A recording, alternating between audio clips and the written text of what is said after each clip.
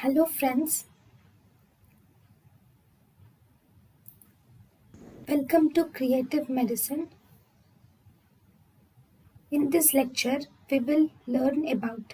Hello friends, let us now learn some important points about the differences in DNA and RNA. DNA is most commonly seen in nucleus, whereas RNA is most commonly seen in cytoplasm.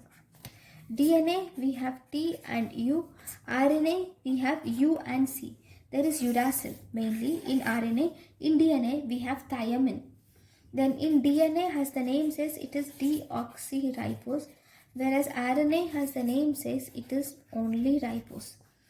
Then in DNA, purines are almost equal to pyrimidines because A will be equal to T and C will be equal to G. So obviously purines will be equal to pyrimidines. Whereas in RNA, there is no equality between A or G and C, and as a result, purines are not equal to pyrimidines.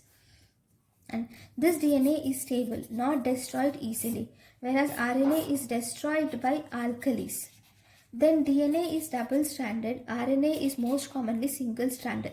But in the nature, there are some DNAs which are single-stranded and there are some RNAs which are double-stranded. So we should not forget the exceptions. So this is about the DNA and RNA. Thank you guys for watching my lecture. Thank you. Thank you and thank you for watching.